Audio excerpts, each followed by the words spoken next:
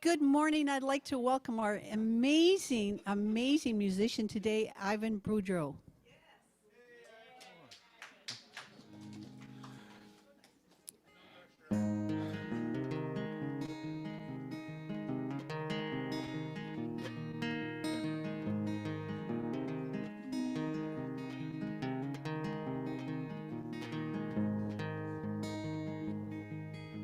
A young man sitting on a bench in the rain, hats on the ground, waits for spirit change.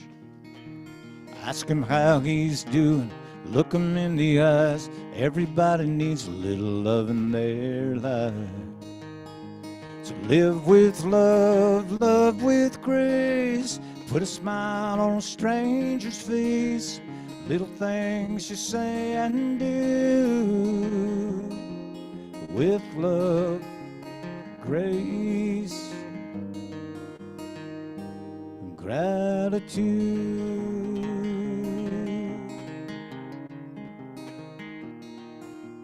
Tells me he's hoping every nickel and dime helped buy blankets 'cause it's cold outside. There's not enough beds to keep his friends warm. A little bit of kindness never does any harm. So live with love, love with grace. Put a smile on a stranger's face. Little things you say and do. With love, grace, gratitude.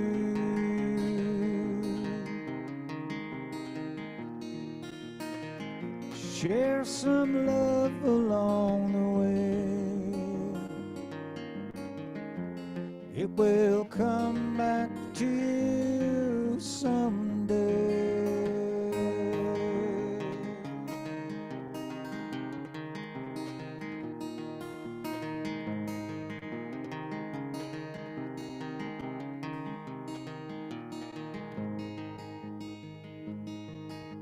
We yearn for things we haven't got. Live too fast, race the clock.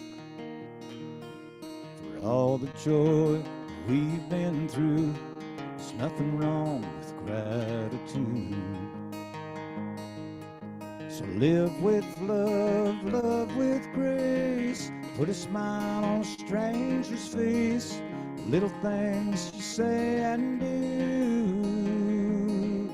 With love, grace, gratitude.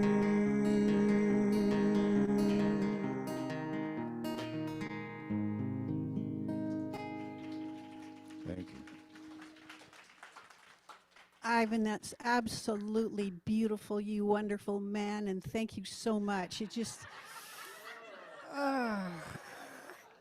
yummy, yummy. Love, grace, and gratitude. And you wrote that. Yeah, I co-wrote it with a fella, named John Bowman. Oh, but what a beautiful heart these two men have. Thank you so much for your generosity. That's beautiful. Thank you. Hello, beautiful people. It's just so good to see your beautiful faces and your brightness in your eyes. And hello, our people on Zoom. And who is on Zoom today? Is it Catherine? Good morning, Catherine, and good morning, Zoom people. I'm Jill Ingalls, and I'm one of the practitioners here, and I'm here to welcome all of you this morning, and also to our live YouTube audience. Oh, and now, is there anyone here new today? And if there is, we have a package for you given by our magnificent president. I think, oh, I was going to say, oh, she's new, but no, that's the president. She's here with us. That's good. Excellent. We're looking after you here today anyways. So let's just join me in a breath. The breath of life that breathes us each and every moment of the day. And sit in this stillness, the beauty, the good that is ever present.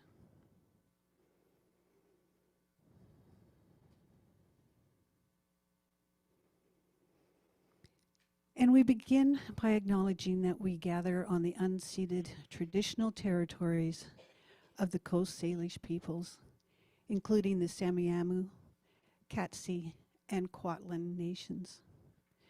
We honor their enduring relationship with this land and give thanks for their care of these lands and these waters. May this acknowledgement move us forward toward right relationship, listening, and shared responsibility. Here at CSL White Rock, we hold a vision of a loving, vibrant world that works for all. We are an open and affirming science of mind community where the vibration love lifts you, the wisdom of the ages inspires you, and science of mind empowers you. Just breathe in that beautiful energy that you are.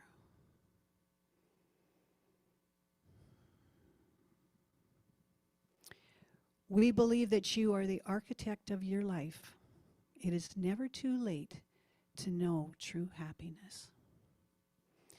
Our teachings are grounded in the science of mind, a spiritual philosophy that honors the universal truth found in all faiths and traditions. We know that each of us is a unique expression of the divine, and we are here to awaken to that truth, to live from the inside out, to be peace, to be love, and to bring our highest selves forward. Wherever you are on your journey, welcome. Welcome to this beautiful community. Welcome to CSL White Rock. Now I would like to bring me forward to do announcements.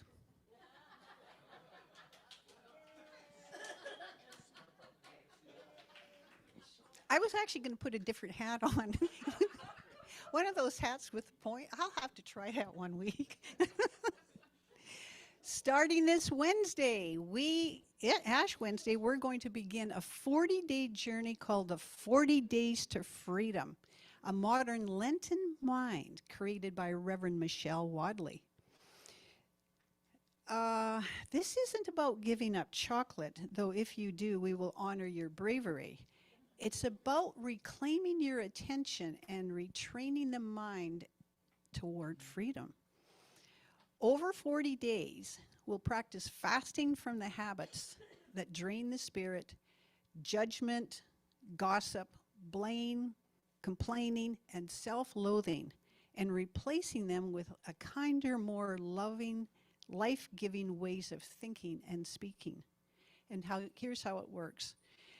Each day you'll receive a short reflection from the ebook, respond to a journal prompt with an I am statement, and do one simple spiritual practice. We did something like this similar just a month ago on prosperity. It was amazing. It was really a rich experience, and it just kind of sets you up for the day, and it's just a mindful, good practice. So how this is going to work is right now you can register on our website to get into this. You do not have to have the ebook. However, if you do want the ebook, you can actually get that from Michelle Wadley's website, and it's $15 for the ebook. You can find this information on our website, and if you want to register for the 40-day to begin on Wednesday, just go online, register, and you'll be in, and it'll be great. And then Reverend Tamara will be meeting us on Monday, the following Monday, February 23rd. She'll have a morning meeting and an evening meeting to just compensate for everybody, just for a connection and accountability. And then she says, and she's bringing back last year's brief daily prayers to keep you steady and supported. So registration is by donation. Details are on our website. Okay.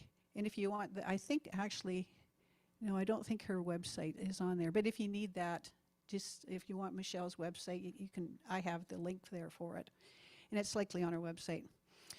Okay, that was a long one, but it was a delicious one. Today it's potluck day. another delicious experience. Please join us. If you haven't brought any food, just bring you. And we'd just love to share your experience and food and connect and do all those wonderful things.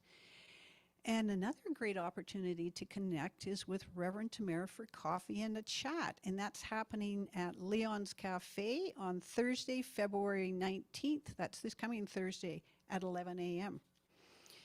Oh, and then next Sunday, my dear practitioner sister Diane and I are joining Reverend Tamara, and we're going to have Sunday conversation. It's like a recording, but it's the Sunday conversation. This is a great time to talk about the talk, ask questions, talk about what you think about it, just stretch, explore, expand, be listened to and share. So please join us. That's like an hour-long gathering next Sunday after our gathering, and it's in person and on Zoom. Morning Sacred Circle is on Thursday, not this Thursday, the following Thursday, February 26th at 10:30 a.m. with Diane and I. That's on Zoom. You can get the Zoom link on our website.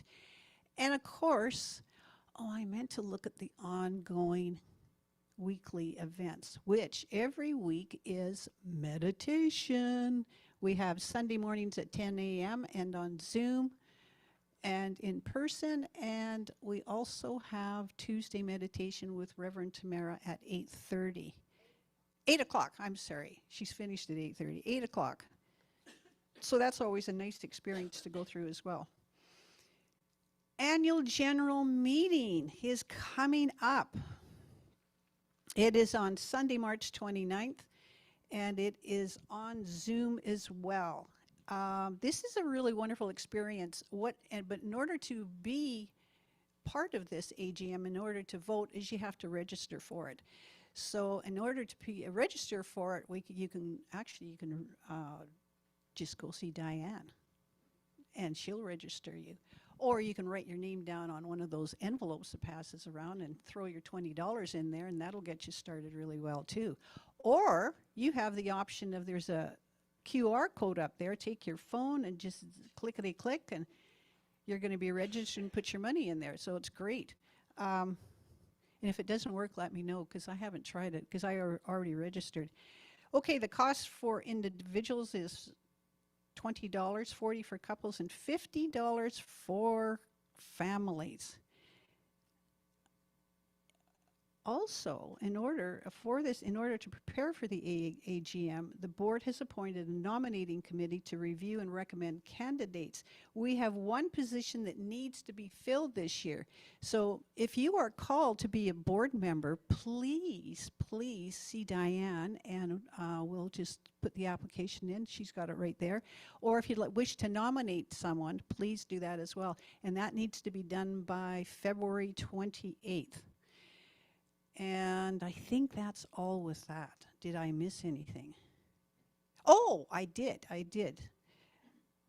Membership includes our membership workshop on March 1st, and this gives you the ability to vote at our AGM on March 29th. So that membership workshop will take place at 12 o'clock. I think it's an hour long or something.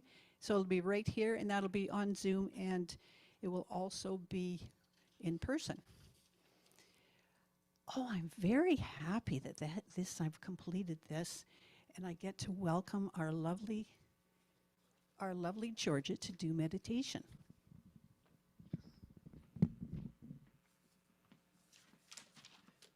Thanks, Jill. So this is the time we get to relax after all that information. I was fortunate enough, as you know, Rev Savannah, who's here lots of times speaking, she wrote a wonderful meditation a couple of weeks ago on her Substack. If you know Substack, it's like going to Facebook. It's another platform that a lot of people are using, and you can find this on Substack. She said, Georgia, please use it if you wish. So she was doing this, and she called it futzing, that's changing the wording, crazy time to get calm, something like that. So you'll see it on her Substack. So thank you, Rev Savannah. And so in a world that often moves too fast and constantly demands our attention, meditation is our journey. It's a gentle return to ourselves. The more we immerse ourselves in that noise and the fear and all the nervous system starts to become dysregulated. And these are her words. And stress can take the lead role in our day. So the meditation and the stillness are the tools that bring us back to balance, to homeostasis, the body's natural rhythm. And so there's many ways to ground ourselves. And you know that dysregulation can cause us to feel scattered, and the meditation helps us get grounded. So let us begin. As you get comfortable, allowing yourself to sit upright, allowing the words to guide a sense of ease in your body, and find a quiet place where you can rest and just be safe and undisturbed. Sitting tall, lengthening your spine, lifting the crown of your head gently, relaxing your shoulders, resting your palms safely, softly in your lap, facing upwards if you want to receive calm, and soft eyes or closed eyes, and bring your attention to your breath, noticing as it enters and leaves your body, moves in and out like the tide. Your breath is a doorway to relaxation. It's an anchor to your nervous system. Deep conscious breathing activates your parasympathetic nervous system, helping you release the tension and return to calm. You can inhale, and we'll just practice for a minute. Counts to 4, exhale for 4, hold for 4 if it feels comfortable. So let's inhale for 4. 1, 2, 3, 4. Hold for 4. 2, 3, 4. Exhale for 4. 1, 2, 3, 4. Hold for 4. 1, 2, 3, 4. And just go back to your breath. Just that deep awareness. Imagine this tension in your body softening, melting away. Thoughts may arise. Acknowledge them and thank them for showing up, and then let them drift away like leaves floating on the stream. Return your attention always back to the breath, deeper each time. Now, as we bring awareness to the body, you're calming from the top of your head down through your neck, your shoulders, your arms, your chest, your belly, hips and legs, all the way down to your feet. And with every exhale, release anything that no longer serves you.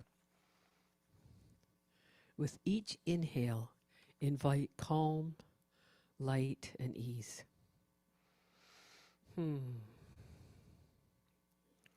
So begin to repeat these affirmations in your head, either softly in your mind, or if you want to whisper them. I am safe here in this body. I am safe in this moment. I am held. I am supported. I am at peace. I release stress in this moment. It is not needed. I release worry about the future. I release fear and the need to control. I release the stories of limitation, of unworthiness or doubt. I open myself to guidance. I welcome peace into my day.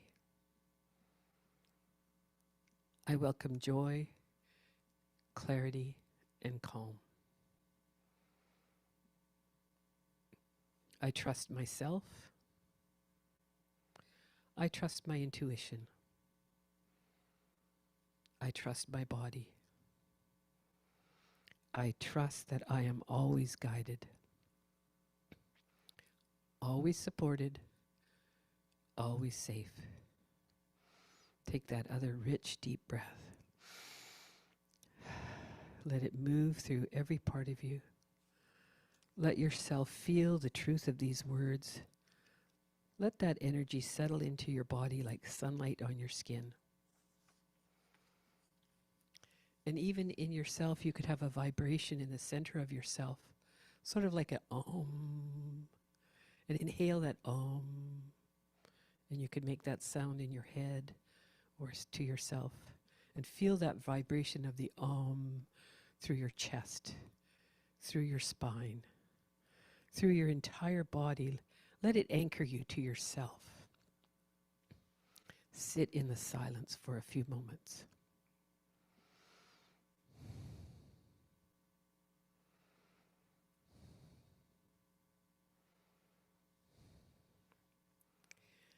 Let yourself simply be. You are held by a loving presence, an energy of light that is always calling you back to yourself. You are powerful, radiant, and whole. You are worthy of peace, of clarity, of safety, of joy. When you're ready, bring yourself back to your body. Slowly, gently bring yourself back into the room. Maybe roll your shoulders, feeling refreshed and centered. And for this gift, your presence, your breath, your body, your willingness to return to yourself, we all give thanks. And so it is. Namaste. And now I invite Ivan. Thanks, Georgia. This next song was inspired by meeting a wonderful young Indigenous Métis woman from northern Saskatchewan who currently lives in Maple Ridge. And in spite of a life of trauma, abuse, alcoholism, and cancer, she was one of the most inspiring and positive people I've ever met. She's in her early 40s, and she inspired me. Her slogan, she does retreats around the province in Canada, and her slogan is, "As I am is enough." And this inspired me to write a song based on that, and I hope you like it. I am love and I am loved. As I am is enough. And I'll walk down this road till it ends. I am grateful, I am blessed. Made mistakes, did my best. And I'll walk down this road till it ends. Try to live my life being kind and humble. Sometimes I fall, sometimes I stumble. I find peace for those times I just can't change. Let them go and move on to better days. I am love and I am love. As I am is enough. And I'll walk on this road till it ends.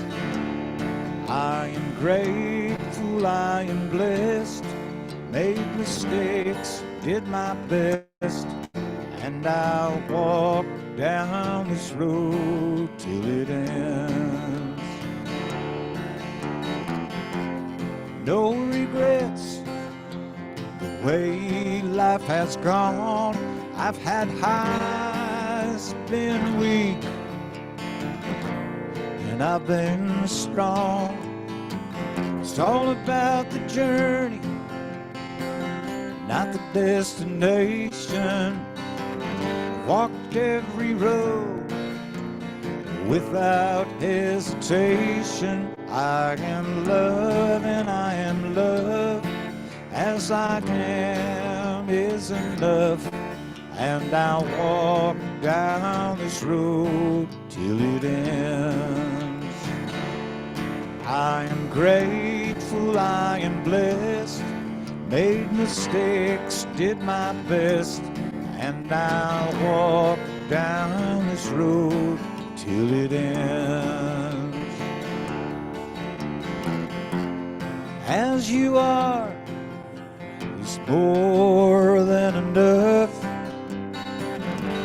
Step by step, when life gets rough, can't live with anger, can't live in fear. Let go of the past, it's no longer here. I am love and I am love, as I am is enough. And I walk down this road till it ends. I am grateful, I am blessed, made mistakes, did my best, and I'll walk down this road till it ends.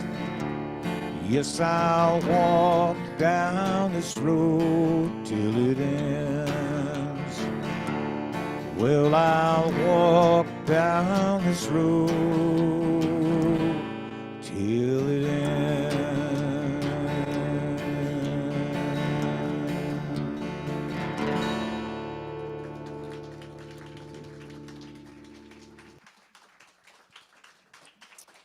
Beautiful, Ivan. As I am is enough. Wow. Madeline McCallum is her name. She's just inspiring. A wonderful, wonderful human being. Well, your song is beautifully inspiring as well, Ivan. Thank you so much. It's beautiful. Thank you. Wow. As you know, our next speaker today has been here many times before, and I'm sure you're all well aware of him. I said to him, I didn't write anything down about you because I think we know everything about you now, maybe. But what I want to say is this teaching is such an amazing teaching, and Reverend Terry has continued to study and continue to grow and continue to explore. And it's such a blessing to have him here and share those learnings with us. So please welcome my mentor, my friend, and all those good things, Reverend Terry Shea.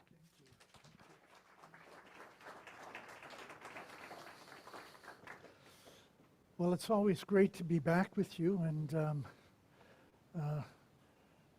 it's an interesting subject we're going to talk about today. And I'm really happy to see how many threads of what I'm going to talk to you about have already showed up. The questions of gratitude and grace, the question of just being enough, and especially, and I think you heard in Ivan's song, that it's really not about doing a whole bunch of stuff, it's about being in a certain way. And so that's probably a good place to start. How many people are natives of Vancouver, BC kind of area? And how many of you remember the Peony in the good old days? Okay. And you remember, now I can't remember whether it was called Mr. Toad's Wild Ride or whether it was just called the Wild Mouse. Was it Mr. Toad? At the Peony. The Mad Mouse. Okay, thank you. Well, you know, I was thinking about that ride today as I was thinking about my talk, because my talk's going to be a little bit like that ride. And if you remember, it was very quickly forward, sharp turn, little one sharp turn, up and down. So that's what we're going to do today. I'm going to take you on a journey with lots of twists and turns, and hopefully at the end of it, it'll all come out really simple. It's all simple in my mind, and I'm hoping to pass that on. So let me begin by talking to you about the title. The title of the talk today is Just Before Something Happens. Yeah, and that comes from this book. And just in case you don't know, Reverend Tamara, Jill and I, we are big fans of Louise Penny. And this is her newest book, the 20th in the series. And in this book, the artist who lives in the village has an art show. And they've asked her to give a title to the show. And she says that she gave the title to her art show just before something happens. And now she's saying in the beginning of the book, oh my God, what was I thinking? What a stupid title. Like, what am I going to paint for just before something happens? Well, I picked the title because the last month you did the thing itself, what it does, how it works, and how to use it, right?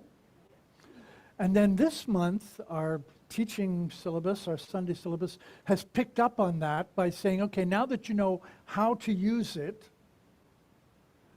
we're going to give you some very practical steps on how to use this teaching. And the practical step that we're going to be talking about today is mindfulness. Now, here's the interesting piece of how to use it. That there's very little to do with mindfulness in that statement. Do you know what I mean? In other words, it's about doing something. This is how you use it. You do this, you do this, you do this. And even that famous thing that we always say, a world that works for everybody, that implies that there's a lot of doing, a lot of activity. And have you ever noticed that Western religions, Christianity, Judaism, Islam, so on, they don't have spiritual practices. It's only the Eastern religions that have spiritual practices. In Christianity and Judaism, you do things. You don't eat meat on Friday. You go to church on Sunday. You, whatever. I mean, let's face it, the Torah means the law. And so Western religion is actually very much a kind of a legislative thing. It's not so much experiential, but it's a whole set of rules on how to do what will get you in good with the guy upstairs. The guy we don't happen to believe in. I say this because it's really important that we understand that the language that we use forms how we think, just as much as how we think forms the language that we use. And I'll give you a kind of a strange little tidbit. In Irish, there is no word for yes and no. Interesting, huh? So if someone says, pardon me? Yes. So if someone says to you, so do you live in the Raglan Road? You don't say yes, you say, I do. And if they ask you, do you have a car? And you don't have one, you don't say no. You say, I haven't one.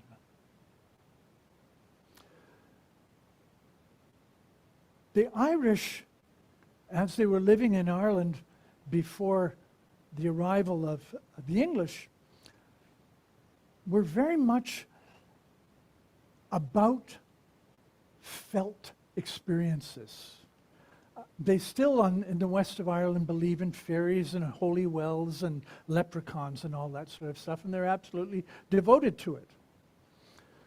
It's maybe one of the reasons why they found it so difficult when the English came with all of the rules and regulations and how to do things in the Anglican Church and so on, because they did not think in terms of what is the right thing to do or the wrong thing to do. They thought only of what was the best thing to do or the thing to avoid doing. I say this because science of mind has spiritual practices that are akin to Eastern religion. Does anybody know what the 5 spiritual practices that are offered in science of mind or religious science centers are? Anybody want to take a guess? Sorry? Spiritual mind treatments, so that's prayer. Okay. What else? Meditation, yes. Service, yes. No, yes and no. I'm going to talk about it today because it needs to be included. But it should be part of our meditative and our prayerful practice to be mindful. So we've got 4. There's 2 more. Giving, yes, giving. And here's one of the really interesting things about legislation versus spiritual practice. In a legislative body, you tithe, and the tithe is 10%, and you make a commitment to do that, because that's the right thing to do. It'll get you in good with God, and the minister, and the treasurer. But when you look at it from the perspective of a spiritual practice, and I'll just stay with giving for a second, the thing about giving is, well, let me tell you a story. My mother, we were Catholics, as you know, we brought up Catholic, and when I became a minister, my mother says to me in her Scottish accent, "Well, who's going to pay you then?" And I said, "Well, Mom, the congregation will pay me." And I could see her eyes sort of glazed over a little bit. And she took a long pause. And I knew what she was thinking. She was thinking that the $2 that she had put in the offering basket every Sunday for her entire life and my entire childhood wasn't going to give me a very good salary. The point of giving as a spiritual practice is to put us in touch with how we feel about giving. It's about putting us in touch with those places where it feels a little bit uncomfortable. Can I actually afford to give this much? Do I want to give this much? Do they deserve this much? And all those questions that come up for you when you're going to write your check or put your money in the envelope. And it's the bringing up of those questions that is the spiritual practice. You see, the God that I'm not supposed to talk about, so I'm just going to say G-D, that's my version of God. The God that we are aware of in this teaching is an inside job. It's, since we are what it is, any work that we do with respect to a relationship with God is a relationship that we are building with ourselves, if that makes sense. And the Irish also had a lock on this as well. They would say, don't say that God is in your heart. Say that you are in the heart of God.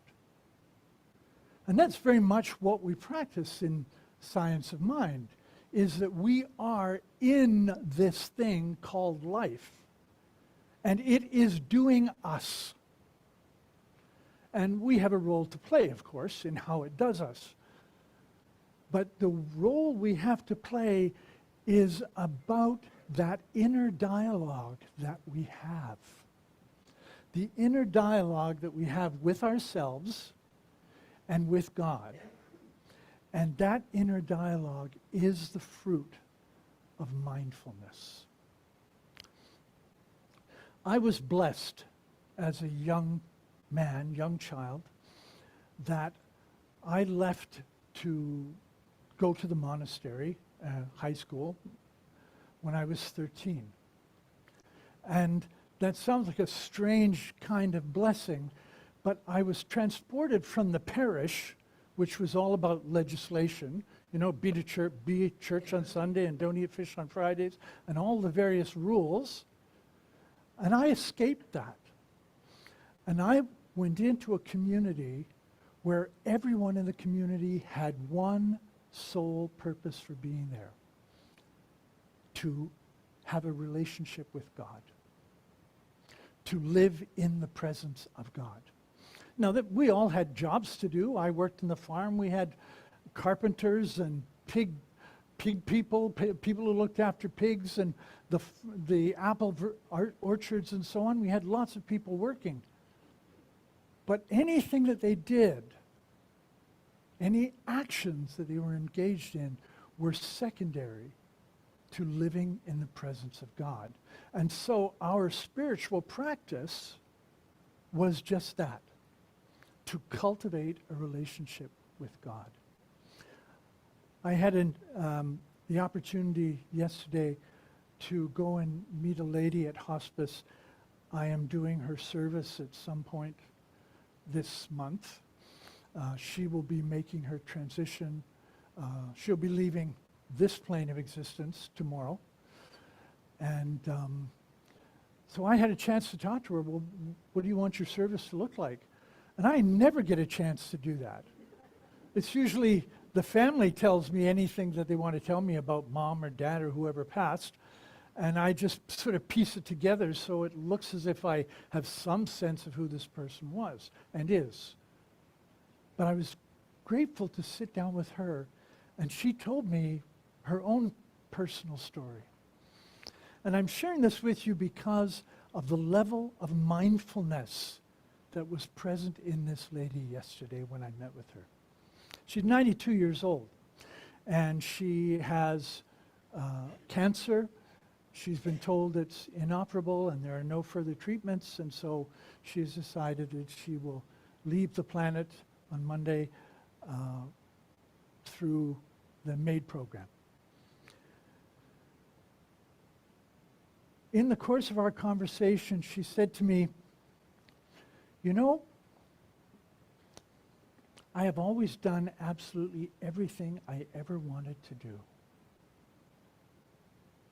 I don't think there's anything that I wanted to do that I haven't done. And I don't think I've hurt anybody irreparably.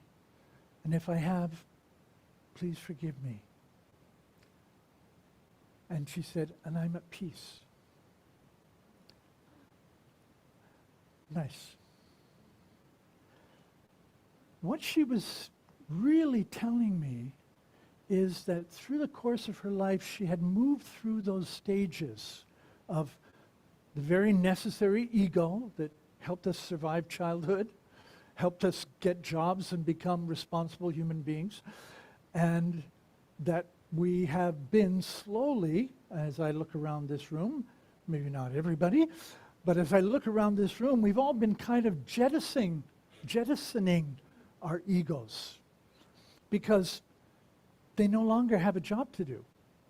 We've got to who we are and where we are, and if we're doing our job, if we're living as whole human beings, then we've already started letting go of the ego. You've done your job, but if I'm going to hold on to you, you're going to have another job description because I don't need you to do all that stuff for me anymore.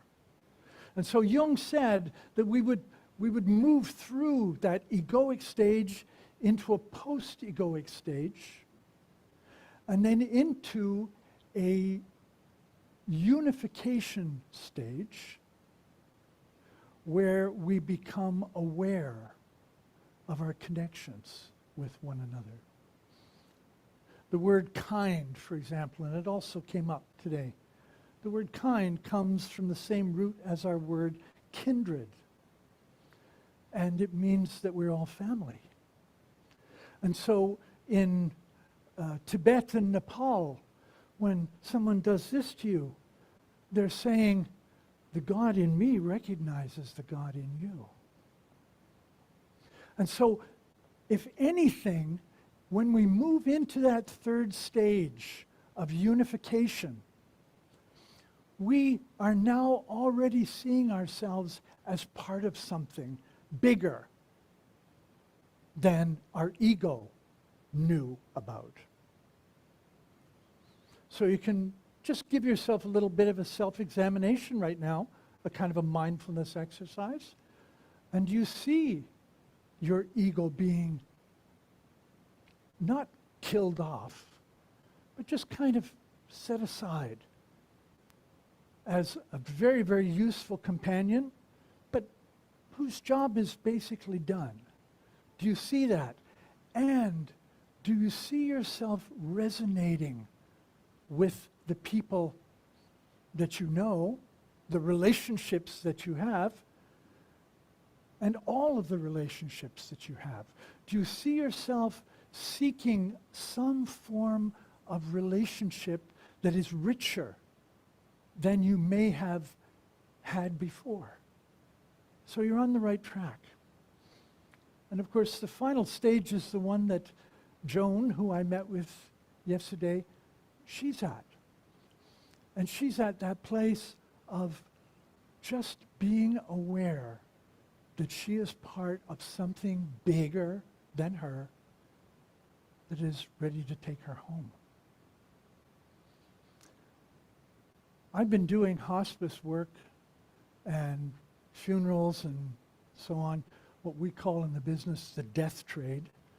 I've been involved in it now for 25 years. And I continue to find more and more opportunities to deepen my sense of what it means to actually be a human being, and especially needed in today's world. So, let me come back to our talk for today.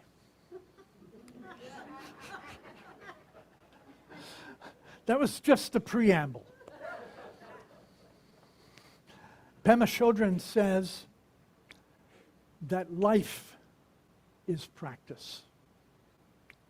So if you've found your way into this philosophy, this teaching, this location, one of the things that you have done is you've signed yourself up for what we used to say in the beginning was creating princes and parking spaces. Anybody remember or aware of that little mantra? Princes and parking spaces. And everybody's really thrilled when they first learn that our mind creates our reality to say, oh, well, I'm just going to, I'm going to Safeway and I want to find a parking space near the door. Sure enough, there it is, every time. Now, the princes thing is a little bit more complicated, right? Because those people have thoughts too, But what makes the parking space thing work? And that's really what how to use it is all about. So I'm going to use that as the very simplest example. What makes the parking space thing work? Anybody hazard a guess? Yes, sir. I'm sorry?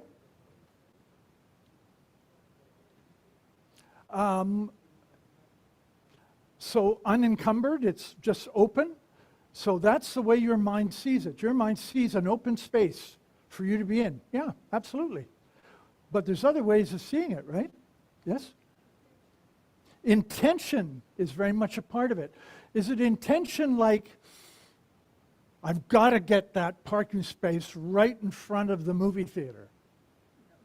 No. It's intentionality, and it is no doubt.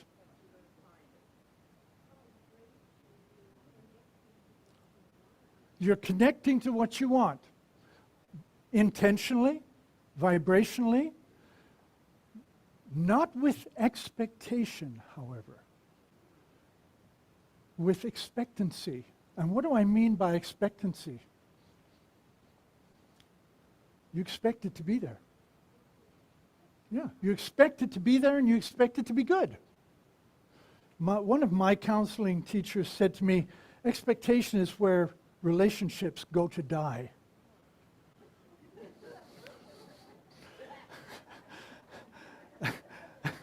And you know what he means is that nobody's ever going to live up to your expectations. And the bad news is you're never going to live up to theirs either. But to approach life from a place of expectancy of good is manifest destiny. I don't even want to talk about that, especially in today's political climate. That's part of the American dream, you know, and we're part of it. Yes, but expectancy is not outlining what should happen to us, but as our teaching says, always expecting the good. Now, there's a very important piece to this. When good things happen to you, are you responsible for them?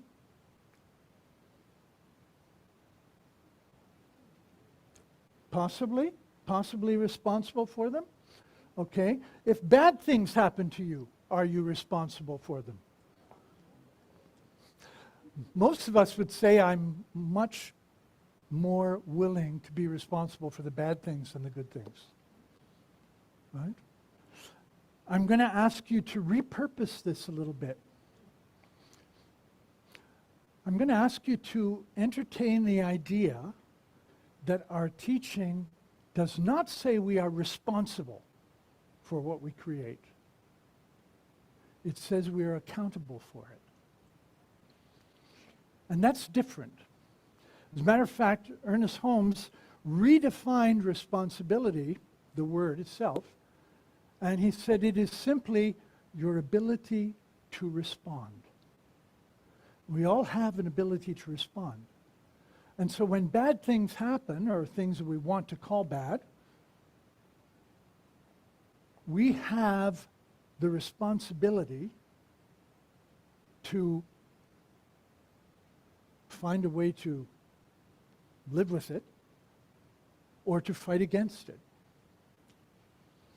And we fight against it in very interesting and subtle ways. Let me ask you a question. In the scheme of things, what comes first? The thought or a feeling? And practitioners, you may not weigh in on this. What happens first, thought or feeling? Thought comes first. Everybody agree? Yeah? Okay, wow. Okay, well, I'm done, I guess.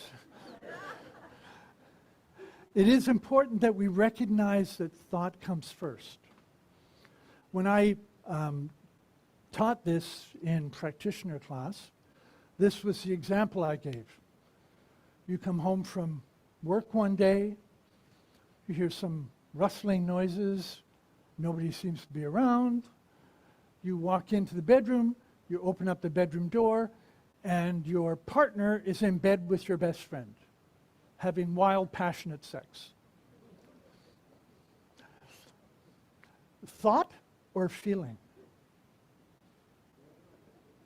Well, there is definitely a feeling. There's going to be a feeling. But the reason why I use this example is because there is a thought. And the thought is, this should not be happening. And you have a feeling about that thought. And your feeling could be all kinds of things. Oh, happy to see you, Jan, or, oh, I see you've met my husband, whatever. So there's the thought that comes up for you has a feeling. And it's the feeling we usually go with before we pay attention to the thought. And mindfulness is about paying attention to the thought. It's pretty simple. It's pretty simple. The way we train ourselves to pay attention to the thought is exactly the opposite that is happening for most of us today. I get up first thing in the morning and I go to Instagram.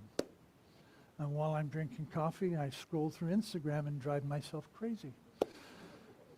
Or I go to Quora Anybody know what Quora is? I go to Quora. I had a very interesting exchange with the Mr. Don Walker of somewhere on the planet, who was very clear on telling me that Canada is going to hell in a handbasket, and Carney is a criminal, and I must be from Ireland. I don't know what that is. And anyway, my final communication after about 6 communications with him was, Don, I woke up this morning and I wondered if you had sent me a message. This is the most fun I've had in a long time.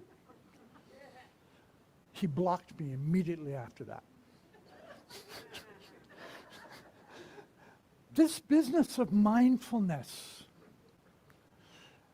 we get caught in all this stuff that I'm telling you about, Instagram and Quora and everything. We get caught in it. And after a very short time, it runs us unless we can stop. I had an experience this last while of dispute with my brother, and then it reproduced itself with someone else. And one of the things that I found helped me was when that trigger happened, I didn't do anything with it for 24 hours.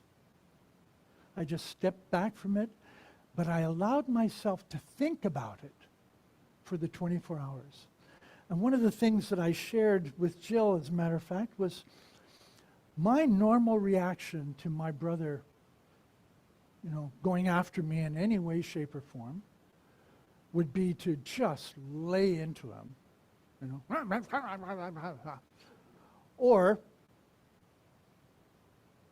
just back away and, oh yeah, can't be bothered. But because I took those 24 hours, when I responded to him, I said, you're right, Mike.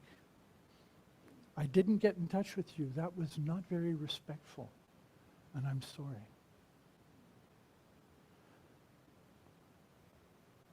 I didn't do anything at all. But what I did was I checked into who I am, really. I checked into the God self that I tend to remember most of the time. Our work, our spiritual practice, all of the spiritual practices in the center, and by the way, the one we forgot is study, classes. That's the last one.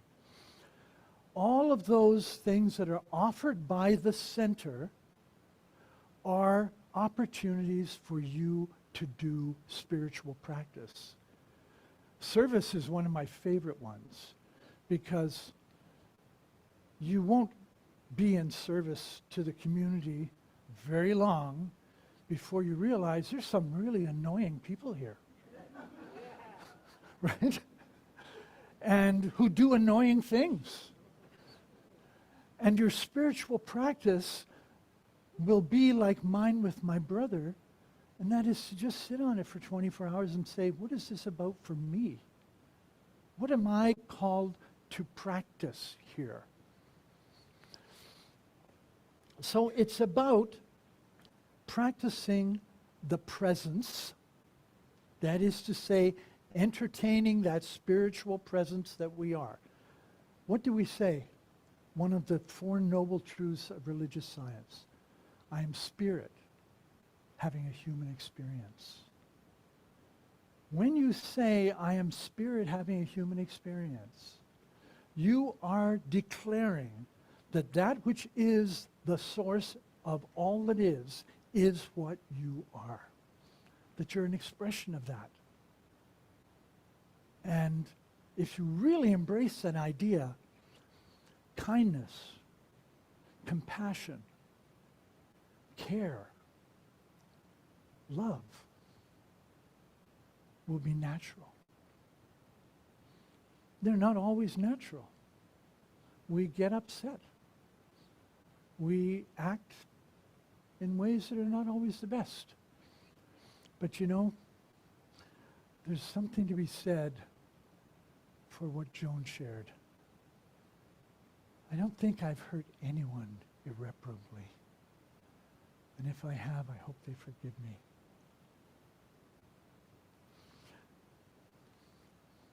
She only has another day to live. We have lots of days left, I pray. What if we began to adapt those three simple things? To have no regrets, to leave nothing undone, to ask for forgiveness, and to be at peace.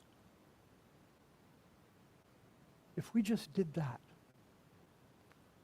we'd be walking with God all the time.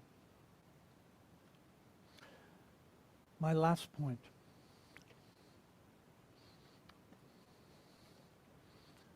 Just before something happens, we're always in the moment just before something happens. We're always in that moment. It's up to us to decide maybe not what happens. If we were able to do that, there are certain politicians who would not have the role they have to play in this day and age. But we do have the ability to decide how we're going to react to this stuff. And I catch myself saying things from time to time like, well, nasty things about people in power.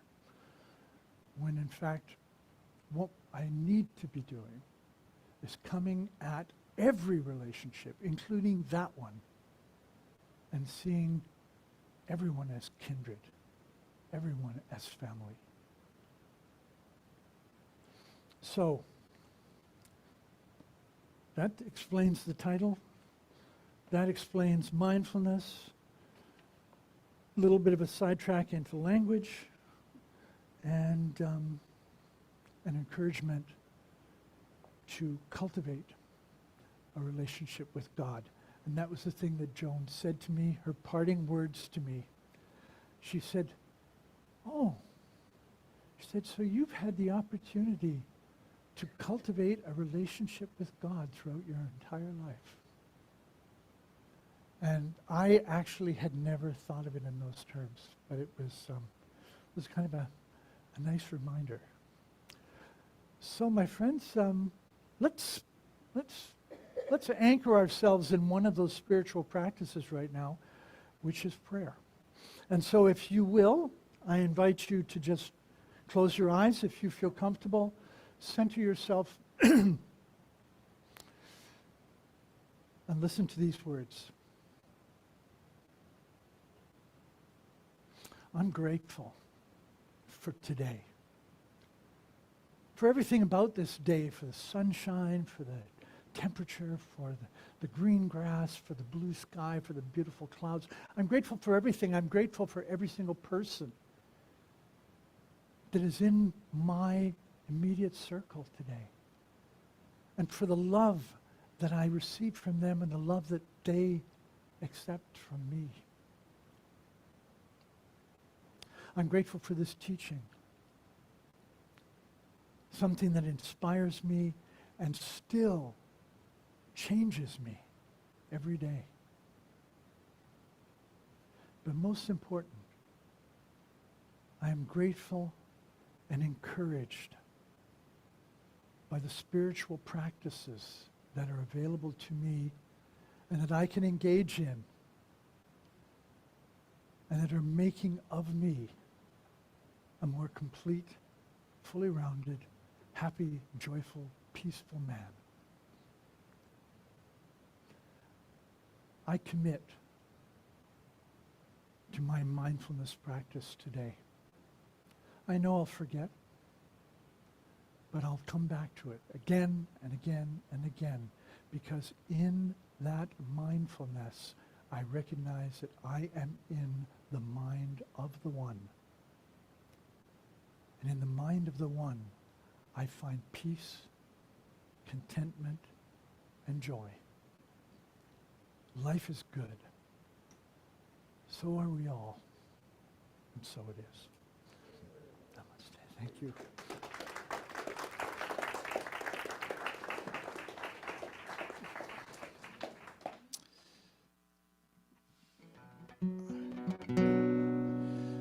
It's been a long time since I heard about eating meat on Friday.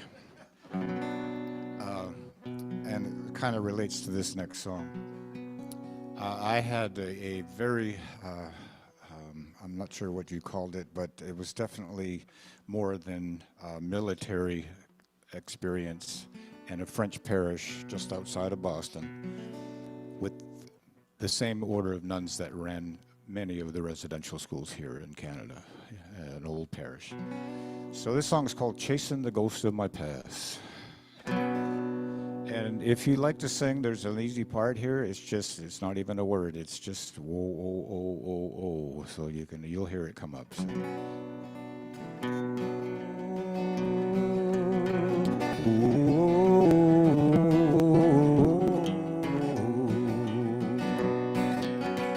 I'm always finding love that's never good enough, wondering why it won't last.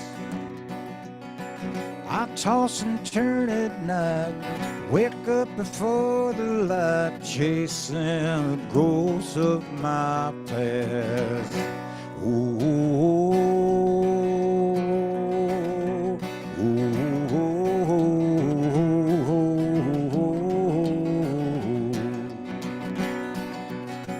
My life's a spinning wheel, don't stop on something real. It's like my whole world has crashed. I can't get past these walls. I climb and then I fall, chasing the ghosts of my past. Ooh, ooh, ooh.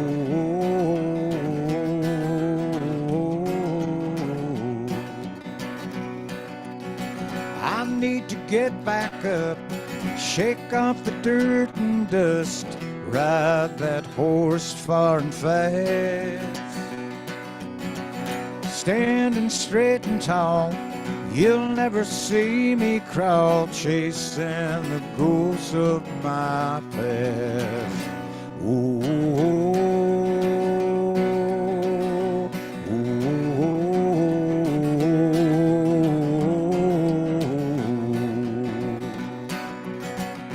I won't have no peace till my search is ceased. It's just a matter of facts. I'm gonna track them down, bury them in the ground, chasing the ghost of my past. Ooh, ooh,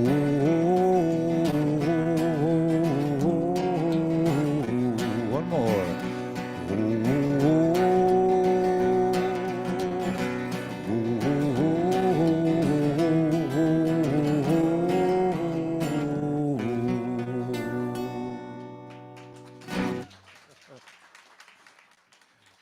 Thank you.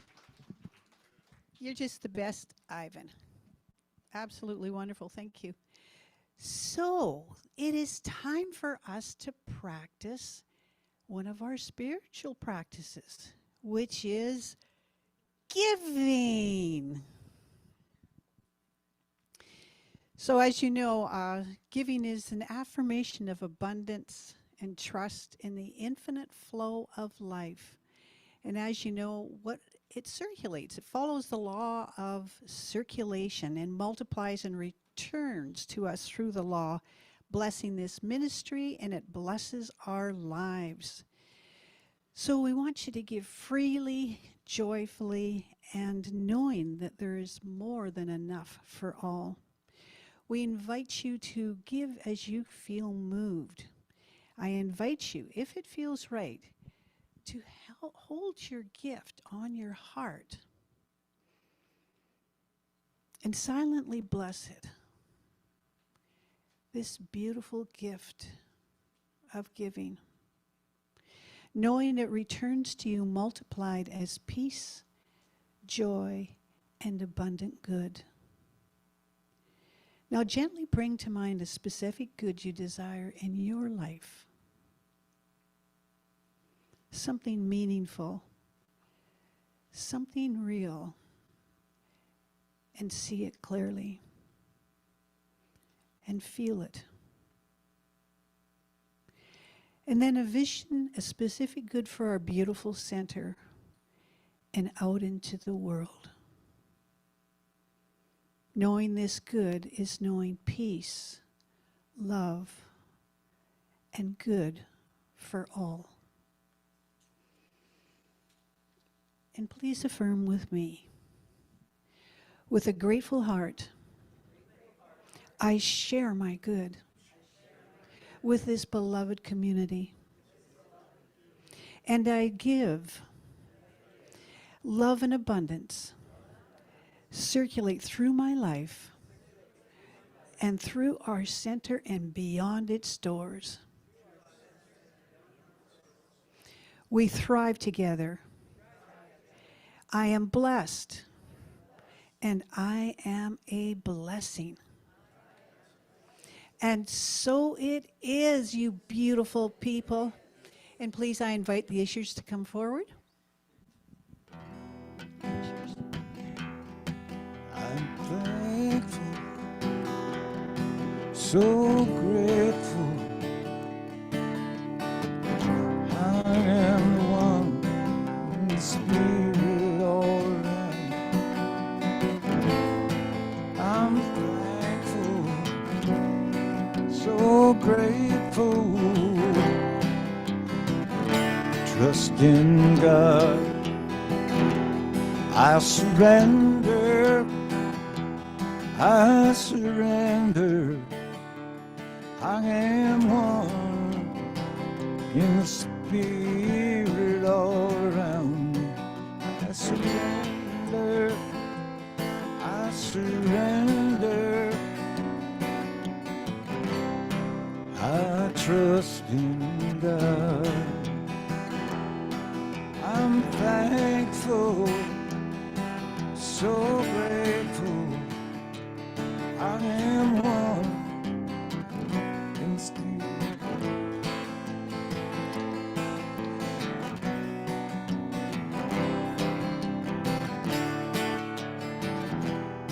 Pardon me.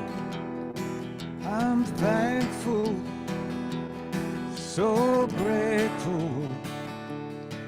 I'm one in the spirit all around me. I'm thankful. Had it this morning. So grateful. I trust in God.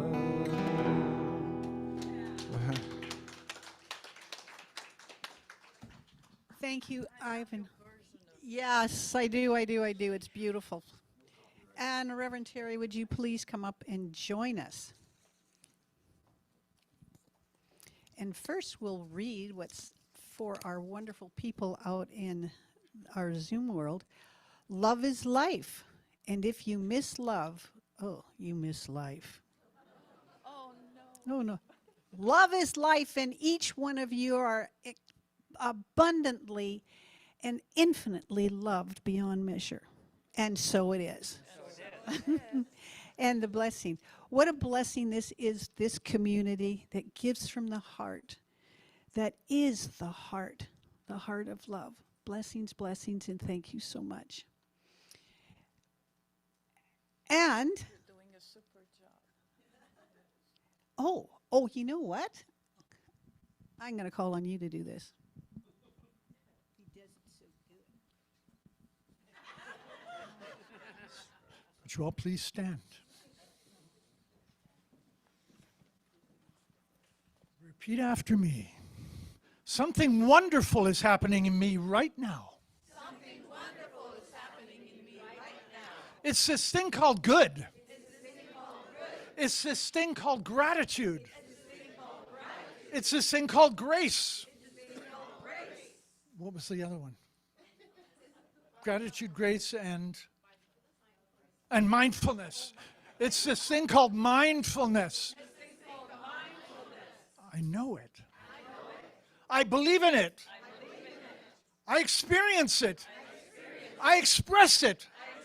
And so it is. Okay.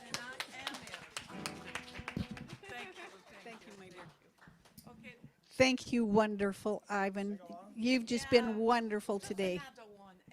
Anyone, you just do whatever you want. I release and I let go, let my spirit run my life, and my heart is open wide. Yes, I'm only here for God. No more struggle, no more strife. With my faith I see light. I am free in the spirit. Yes, I'm only here for God. I release and I let go. Let my spirit run my life. And my heart is open wide. Yes, I'm only here for God. No more struggle, no more strife. With my faith I see the light. I am free in the spirit. Yes, I'm only here for God. I release and I let go. Let my spirit run my life. And my heart is open wide. Yes, I'm only here for God. And I'm here for my God. Yes, I'm only here for God. Beautiful thing. Something like that. Thank you very much. Thank you very much, everybody. Please stay for potluck, and it's a joy to be with you as always. Have a beautiful week.